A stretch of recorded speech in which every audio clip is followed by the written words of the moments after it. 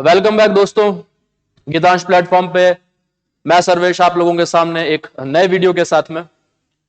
कहा था मैंने आपको कि वोकैब सेक्शन पे अभी अपन कुछ पर्टिकुलर स्लाइड्स, कुछ पर्टिकुलर सेशन कैरी ऑन करेंगे। तो लास्ट सेशन में अपन ने देखा था कॉन्फिडेंट एंड कॉन्फिडेंट। उसके बाद में एक नया पेयर उठा लेते हैं अपन, a pair of confusing word, access and assess. Pronunciation पे भी ध्यान दो, ए के बाद में डबल सी लिखा हुआ है, मैं उसे बोलूंगा एक्सेस, और ए के बाद में डबल एस लिखा हुआ है तो उसमें बोलूंगा असेस। राइट, वो एक्सेस है, ये असेस है। एक एक्सेस बाय द वे और होता है, ये EXCESS, जिसका मतलब होता है प्रचुरता, बहुत ज्यादा। इस वर्ड को भी डिस्कस करेंगे बहुत जल्द अपन। इसमें क्या है, करीब करीब 15-16 सिनोनिम बनते हैं एक्सेस के। इसका मतलब होता है प्रचुरता, आधिक्य, बहुतायत, किसी चीज का बहुत ज्यादा क्वांटिटी में, अमाउंट में होना। इसको बाद में डिस्कस करते हैं, एक बार इन दोनों को लेते हैं अपन। Access, ACCESS and ASSESS। इस एक्सेस का मतलब होता है पहुंच, रीच या अप्रोच जिसे अपन कहते हैं। जैसे सपोज मेरा हाथ वहां तक नहीं पहुंच रहा तो I have no access to that wall. किसी इंसान तक आपकी पहुंच है, I have an access to that person. आप किसी चीज को यूज करना चाहते हैं, जैसे फोन के अंदर कई बार लिखा था एक्सेस डिनाइड, आप यूज करना चाहते हैं लेकिन मना कर दिया कि आप नहीं कर सकते। तो एक्सेस का मतलब आपकी पहुंच, आपकी रीच, क्या आप वहां तक पहुंच सकते हो, क्या आपकी रीच वहां तक है, अप्रोच वहां तक है।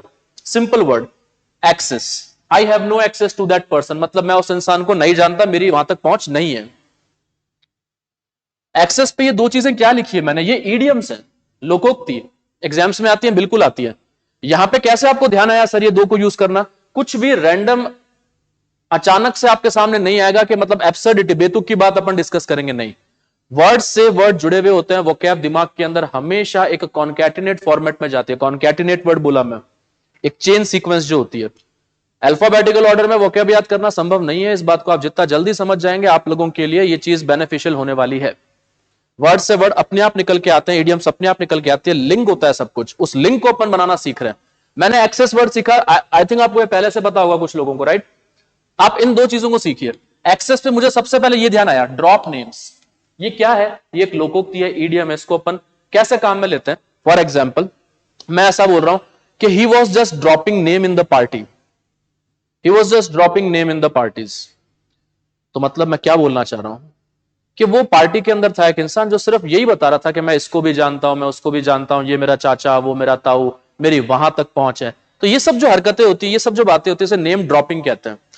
Don't try to drop names in front of me, मतलब मुझे अपनी पहुंच मत बताओ। He was trying to drop names in front of me, it means what I'm saying कि वो इंसान मेरे सामने अपनी एक्सेस बता रहा था। तो ड्रॉप नेम्स का मतलब होता है टू शो एक्सेस, अपनी पहुंच बताना। अब जैसे ड्रॉप नेम्स होता है उसी समय हाथों हाथ दिमाग में आना चाहिए, मेरे आ रहा है तो आगे से आपके भी आना चाहिए कि what you mean by then call names. अगर ड्रॉप नेम्स का मतलब होता है अपनी पहुंच बताना, तो कॉल नेम जिसे अपन नेम कॉलिंग भी कहते हैं, इसका मतलब होता है टू यूज फाउल लैंग्वेज, गलत भाषा का प्रयोग करना, अपशब्दों का इस्तेमाल करना। बोलते समय कोई इंसान है जो बोलते बोलते बहुत बदतमीज हो जाता है, बहुत ही खराब शब्दों को काम में लेता है, गाली गलौज करता है, इसे नेम कॉलिंग कहते हैं। कि he decided to name calling, मतलब वो किस स्तर तक गिर चुका था? नेम कॉलिंग तक गिर चुका था, मतलब गाली गलौज करने आ गया था। तो कॉल नेम्स का मतलब होता है to use foul language. Foul language मतलब गलत भाषा। ये क्यों लिखा आपने? इसका यहां पे कोई लिंक तो था नहीं। अरे लिंक था, कैसे? एक्सेस पे टू शो एक्सेस, पहुंच बताने के लिए मुझे एक ईडियम ध्यान आया, ड्रॉप नेम्स। ड्रॉप नेम्स ध्यान आते ही ऑटोमेटिकली निकल के आया कॉल नेम्स। ड्रॉप नेम्स का मतलब पहुंच बताना, कॉल नेम्स का मतलब हो गया गाली गलौज करना, गलत भाषा का प्रयोग करना, राइट। तो ये तो एक्सेस पे कुछ छोटी मोटी वोकैब, कुछ थोड़ी बहुत वोकैब आपको ध्यान रखनी है। असेस, असेसमेंट यूज किया होगा नाउन के तौर पे आपने। असेसमेंट करने का मतलब भी होता है इवैल्यूएशन करना, एग्जामिनेशन करना, जांच पड़ताल करना, राइट। ये वर्ब है, इसका मतलब होता है टू एग्जामिन या टू इवैल्यूएट। इवैल्यूएशन करते हैं मूल्यांकन, तो इवैल्यूएट वर्ड मूल्यांकन करने के लिए, एग्जामिन वर्ड जांच पड़ताल करने के लिए। किसी चीज में, किसी केस में आप जांच पड़ताल कर रहे हैं तो आप क्या कर रहे हो? अप्रेज कर रहे हो। अप्रेज पे आते हैं बाद में, असेस कर रहे हो आप। तो ASSESS का मतलब टू एग्जामिन, टू इवैल्यूएट, जांच पड़ताल करना, मूल्यांकन करना। इसके मैंने कुछ सिनोनिम लिखे आपके सामने। साइनो लिखा है मतलब इसके पर्यायवाची। एक वर्ड होता है पर यूज, एक वर्ड होता है पर यूज। परयूज का मतलब जांच करना होता है, इसका सिनोनिम है, लेकिन इसके वन वर्ड में कई बार डेफिनेशन थोड़ी अलग भी आती है, उसको भी डिस्कस कर लेते हैं। सिंपल डेफिनेशन परयूज का मतलब होता है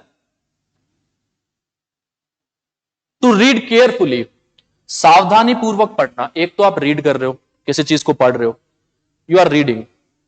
बट अगर आप किसी चीज को बहुत ध्यान से पढ़ रहे हो तो या तो आपको पूरा बोलना पड़ेगा कि I am reading this thing particularly very carefully, बहुत ध्यान से पढ़ रहा हूं मैं, तो वर्ड भी तो दिया है वोकैब ने, I am perusing this document.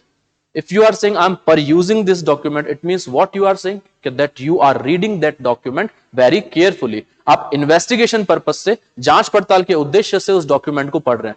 तो एक अच्छा वर्ड सीखा आपने, परयूज। इसका भी एक कंफ्यूजिंग पेयर होता है बाय द वे, अपने आप ध्यान आ रहा है मेरे को। परस्यू, PURSUE, परस्यू का मतलब क्या होता है? परस्यू का मतलब होता है टू फॉलो या टू चेज, मतलब अनुसरण करना। टू चेज, टू फॉलो, पीछा करना, अनुसरण करना। ऑटोमेटिकली निकल के आया ना ये, परयूज पे परस्यू अपने आप निकल के आया है। परस्यू करने का मतलब होता है किसी चीज का अनुसरण करना, किसी चीज का पीछा करना। तो वो भी तैयार हो गया। मेरे को ध्यान आ रहा है परयूज पे परस्यू, तो आगे से आपको भी आना चाहिए, राइट? उसको हम ध्यान रख लेंगे। एक सिनोनिम और लिखा मैंने, एपरेज। ध्यान से देखना इसकी स्पेलिंग को भी, APPRAISC, क्योंकि इस पे भी एक कंफ्यूजिंग वर्ड आने वाला है।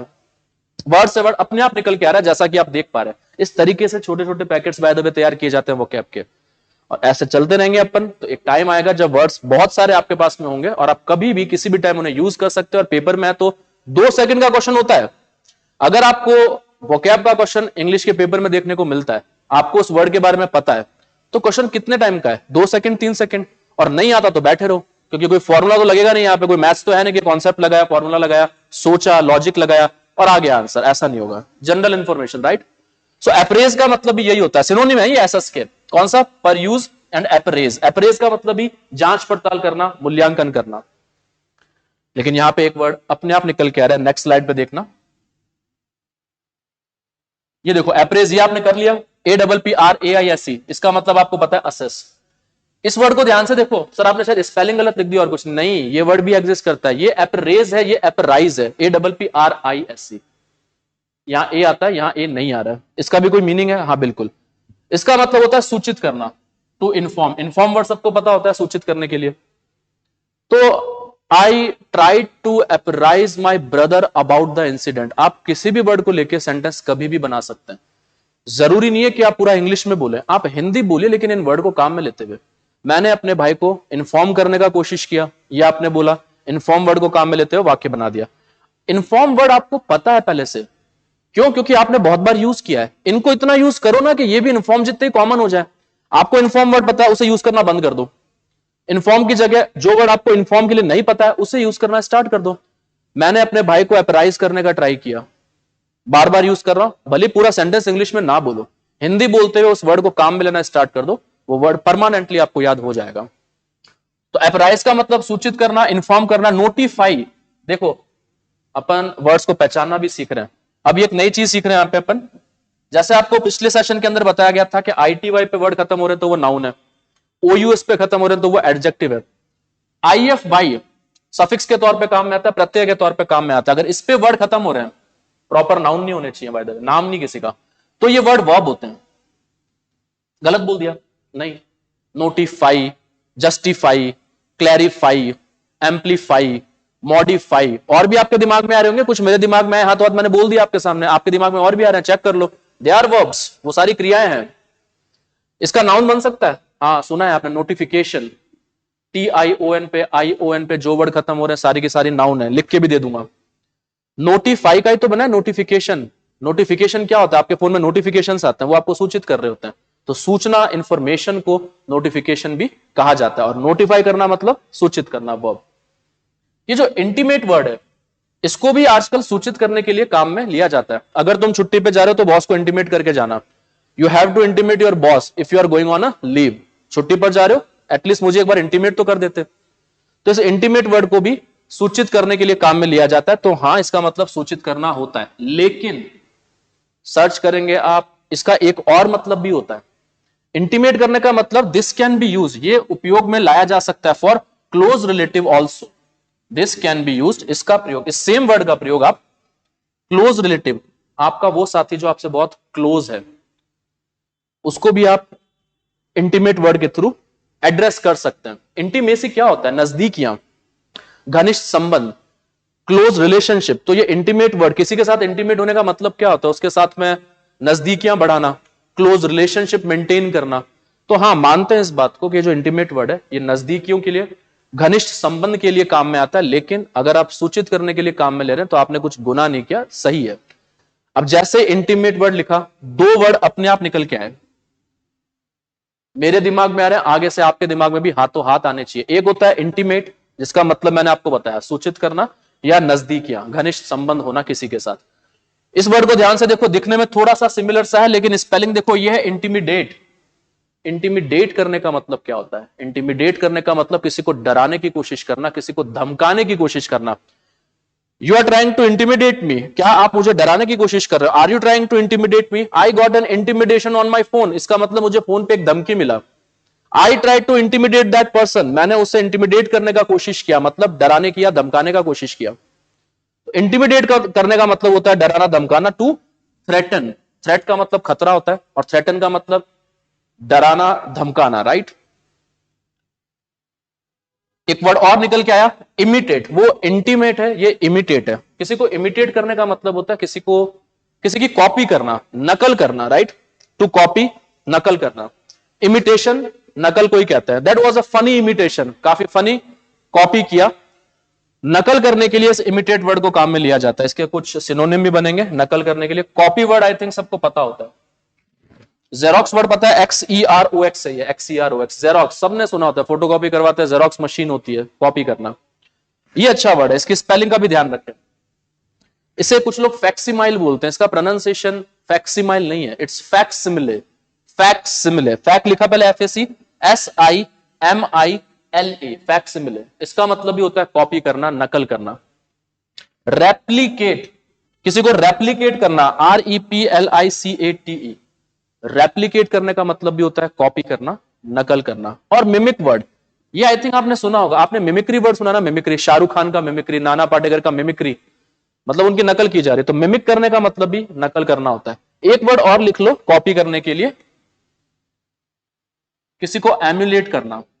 एम्युलेट करने का मतलब भी नकल करना या कॉपी करना ही होता है। यहां पे आए कैसे आप? क्या डिस्कस कर रहे थे अपन? असेस और एक्सेस, और अपन नकल पे आ गए। कैसे आए? इस सेशन के थ्रू आपको पता लगा है। पहले अपन ने एक्सेस का मतलब देखा, पहुंच या अप्रोच। फिर वहीं पे मेरे को शो एक्सेस के लिए ड्रॉप नेम्स ध्यान में आया, ड्रॉप नेम्स ध्यान में आते मेरे को कॉल नेम्स ध्यान में आया, उनका ध्यान रखा। फिर असेस का मतलब जांच पड़ताल करना या मूल्यांकन करना होता है। उसके कुछ सिनोनिम देखे अपन ने। सिनोनिम क्या निकल के आते? पर यूज, ध्यान से पढ़ना या जांच करना। पर यूज पे ऑटोमेटिकली ध्यान आया, परस्यू, फॉलो करना या पीछा करना। एक और सिनोनिम लिखा अपन ने, एपरेज। एपरेज लिखते ही एपराइज अपने आप निकल के आया ऑटोमेटिकली। कंफ्यूजिंग वर्ड्स चल रहे हैं साथ साथ में। एपराइज का मतलब होता है सूचित करना। सूचित करने के लिए मैंने इन्फॉर्म लिखा, नोटिफाई लिखा और एक इंटीमेट वर्ड लिखा। फिर इंटीमेट का दूसरा मतलब क्या होता है वो भी मैंने आपको बताया, नजदीकियां, क्लोज रिलेशन। अब जैसे ही अपन ने इंटीमेट लिखा, इंटीमिडेट और इमिटेट ऑटोमेटिकली आपके सामने आए। इंटीमिडेट का मतलब डराना धमकाना, इमिटेट का मतलब कॉपी करना। इसी सीक्वेंस में आप वापस से इसको रिवाइज करेंगे। 5 मिनट का काम है रिवाइज करना, और आपके सारे वर्ड्स परमानेंटली आपके साथ में होंगे। This is it. मैं आपके सामने जल्दी वापस आऊंगा एक नए वोकैब के छोटे से पैकेट के साथ में। Till then, all the best, good day, मिलते हैं अपन जल्दी। Thank you.